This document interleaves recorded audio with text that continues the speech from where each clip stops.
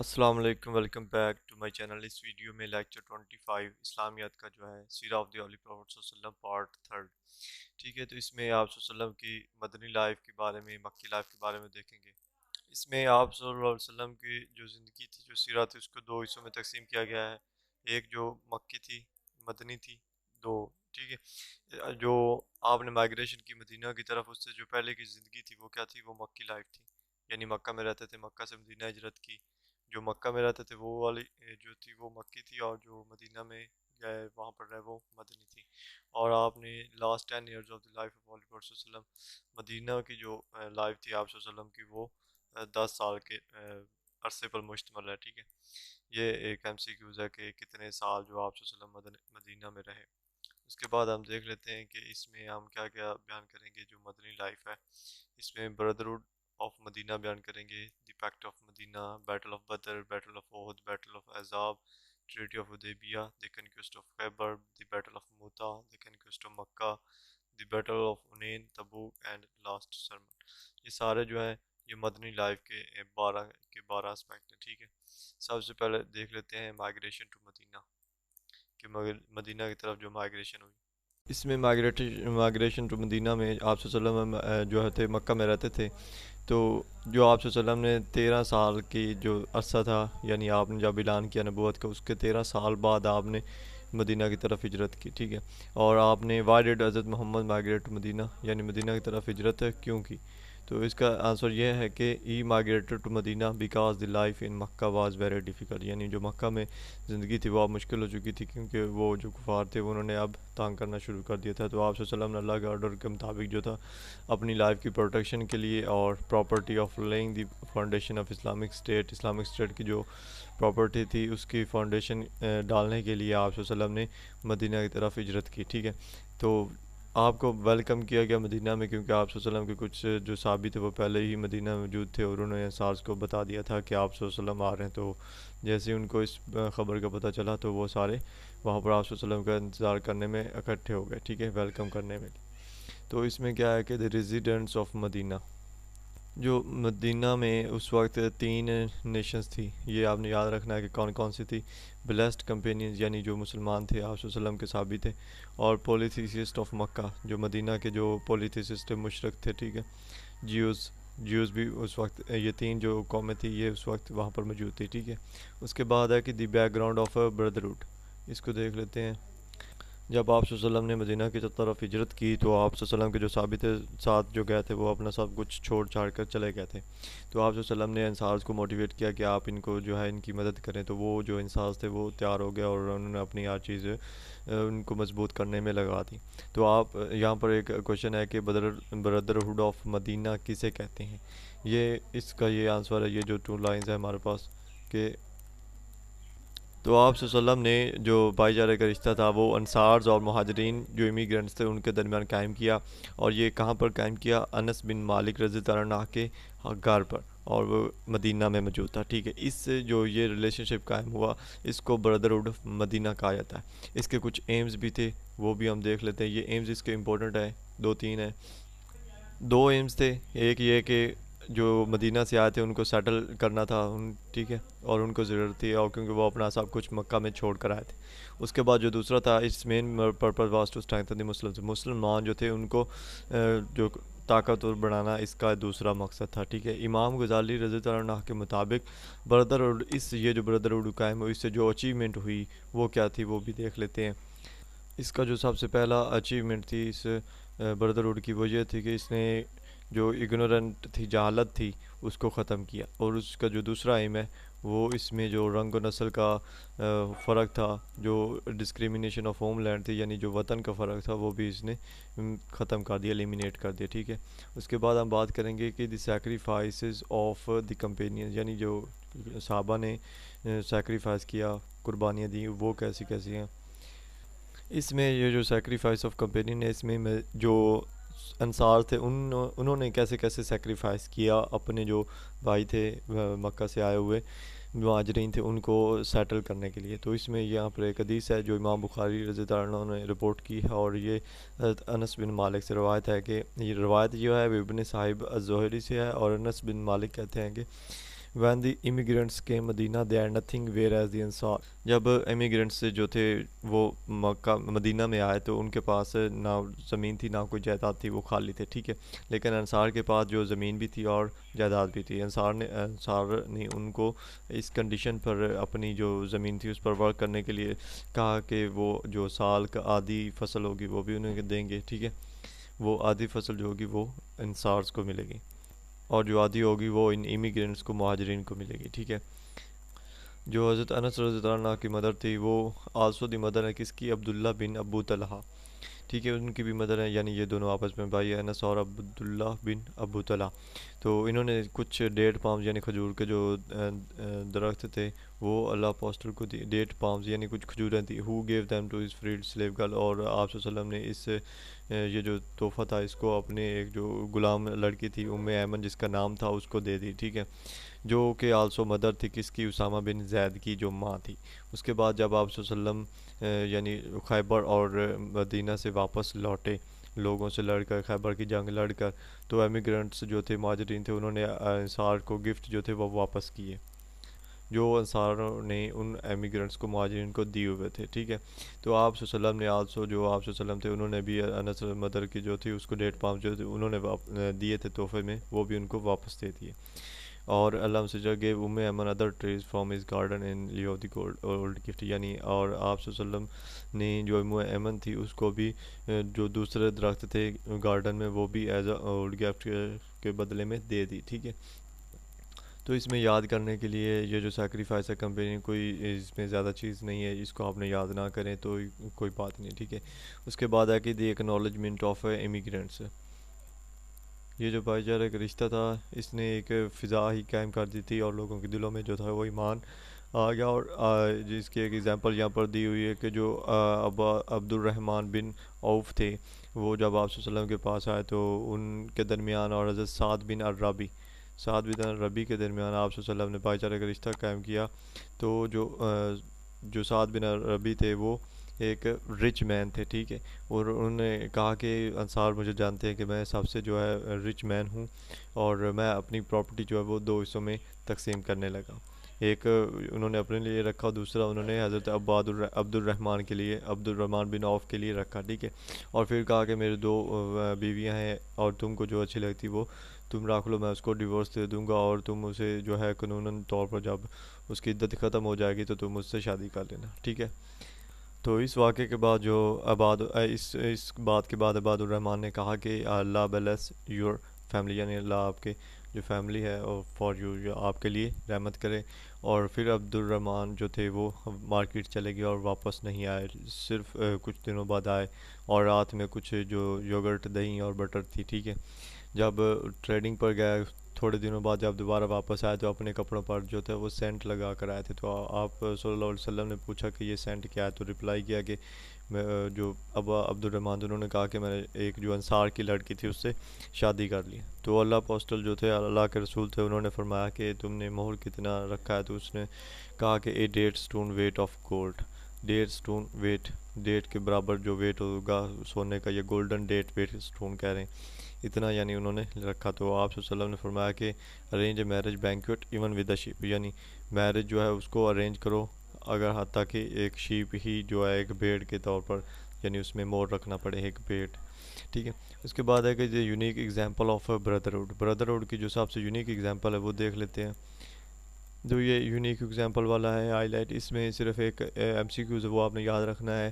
یہ جو مدینہ بردرہڈ ہوتا یہ مطلب اس میں بہت ساری قربانی دی گئی, اور اس سے بڑی جو ایگزامپل ہے وہ ابھی تک نہیں موجود, ٹھیک ہے. تو اس میں جو علامہ صافی الرحمن ہے وہ اپنی جو بک ہے ان کی الرحیق المختوم, یہ جسٹ آپ نے نام 2 یاد رکھنے ہیں کہ الرحیق المختوم کس نے رائٹ کی, علامہ صافی الرحمن انہوں نے رائٹ کی, ٹھیک ہے. اس میں اسی کے بارے میں بتایا کہ جو ہے ان کا جو جذبہ تھا سیکریفائس کرنے کا وہ بہت اعلیٰ تھا, ٹھیک ہے.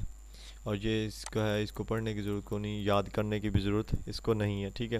اس کے بعد آتی پیکٹ آف مدینہ. مدینہ کا جو پیکٹ تھا اس میں ایم سی کیوز ہیں 2-3 کہ جو آپ صلی اللہ علیہ وسلم مدینہ میں کب پہنچے, 1 ہجری کو پہنچے یعنی 622 BC تھی, ٹھیک ہے.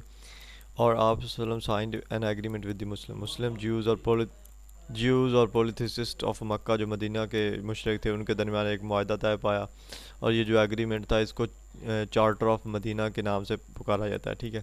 ڈاکٹر حامد جو ہے احمد اللہ، ان کے مطابق یہ جو چارٹر تھا یہ ہسٹری میں، پوری ہسٹری میں لکھے جانے والا پہلا کانسٹیٹیوشن تھا، پہلا یہ کانسٹیٹیوشن تھا، ٹھیک ہے۔ اور اس پیکٹ کو جو ہے lead to the foundation of the state of Medina, Medina کی فاؤنڈیشن جو اسٹیٹ تھی اس کی بنیاد کے لیے لیا گیا، ٹھیک ہے۔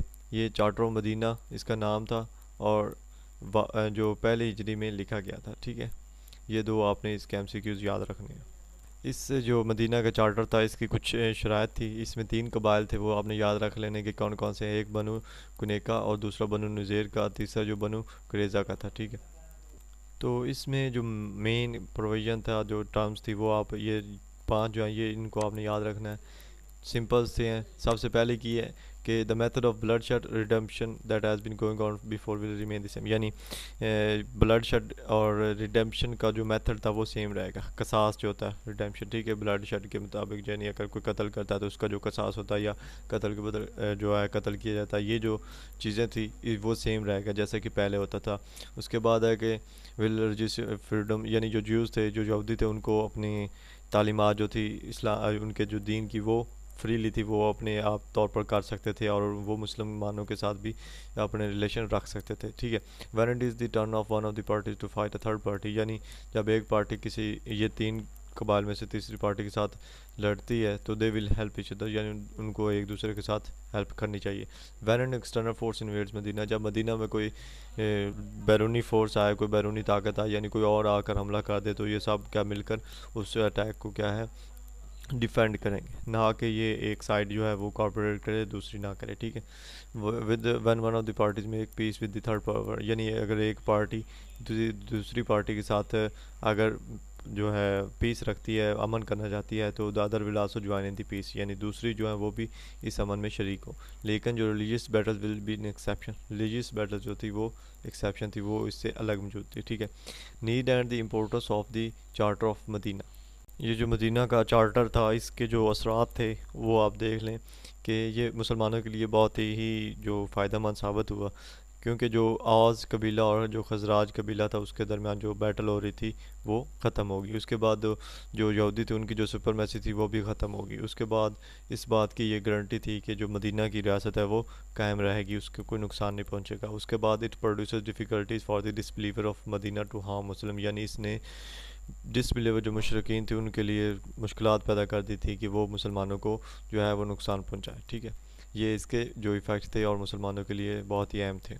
یہ جو بیٹل آف بدر تھی یہ مسلمانوں اور جو مکہ کے مشرقین تھے ان کے درمیان فاٹ ہوئی، ٹھیک ہے۔ یہ جو ہولی منتھ تھا رمضان کا اس میں فاٹ ہوئی، ٹھیک ہے، اور 2 ہجری تھی، ٹھیک ہے، 2 ہجری کا دن تھا، ٹھیک ہے۔ یہ MCQ میں اس میں بات ہے کہ اس کو سورۃ الانفال جو ہے قرآن مجید موجود ہے اس میں اس کو بیان کیا گیا ہے، ٹھیک ہے۔ اس کے بعد ہے کہ اس گیون دی نیم آف یوم الفرقان، اس کو یوم الفرقان کا نیم دیا گیا کیونکہ یہ فیصلے کا دن تھا مشرقین اور مسلمانوں کے درمیان۔ اور علامہ صفی الرحمان کے مطابق یہ جو جنگ تھی یہ ہسٹری کے حساب سے، اسلام کی ہسٹری کے حساب سے پہلی جنگ تھی، ٹھیک ہے۔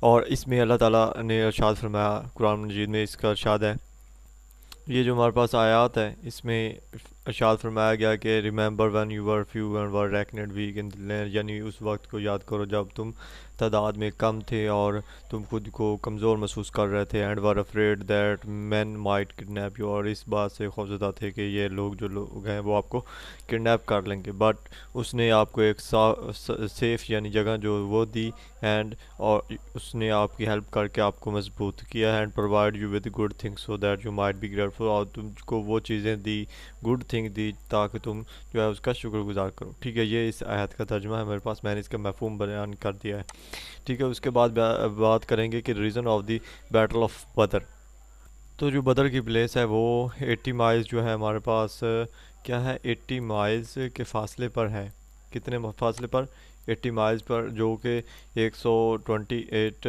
کلومیٹر ہے فرام مکہ، مکہ سے، ٹھیک ہے، اولڈ روڈ مکہ اس پر واقع ہے۔ اور یہاں پر ایک ویل تھا جس کو نیم دیا گیا، اس کا جو آنر تھا اس کا کیا نام تھا، بدر ابن عامر اس کا نام تھا، بدر ابن عامر، ٹھیک ہے۔ اور یہ نام اس کے جو آنر کا نیم اس کے وجہ سے ظاہر ہے، یعنی جس کو بیٹل آف بدر کہا جاتا ہے۔ جو اس کے پیچھے ریزن تھی بیہائنڈ آف بیٹل وہ کچھ رائٹرز نے بیان کیا اور وہ ہمارے پاس موجود ہے. یہ ایک دو تین ریزن ہے. جو پہلا ہے کہ اسلام جو وہ مدینے میں پھیل رہا تھا اور مسلمانوں کی جو تعداد تھی وہ زیادہ ہو رہی تھی. یہ ایک سب سے بڑی وجہ تھی بیٹل کی. مشرکین جو ہے وہ اسلام کے اس پاور کو صحیح طرح سے نہیں دیکھ رہے تھے. وہ چاہتے تھے کہ اس کو کام کو ختم کیا جائے, مسلمانوں کو ختم کیا جائے. اس کے بعد ہے کہ the idolaters of Mecca were trying to harm the Muslims. مسلمانوں کو انہوں نے ہارم کرنے کی کوشش کی اور یہ جو پریچ کر رہے تھے, اسلام کا میسیج دے رہے تھے, اس کو روکنے کے جو کیا, اس وجہ سے یہ جنگ لڑی گئی. اس کے بعد ابو سفیان کا جو کاروان تھا passing through Medina as an apparent reason of battle in Badr. Badr میں اس کا گزرنا جو سب سے اپیرنٹ ریزن تھا. اور اس کاروان اور قریش جو تھے انہوں نے اس کاروان میں یعنی مل کر جو اپنے کاروان کو سیو کیا.